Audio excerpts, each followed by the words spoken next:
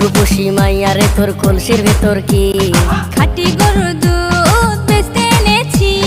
দে না একটু খাই, দামটা আগে চাই, আর দে না একটু খাই।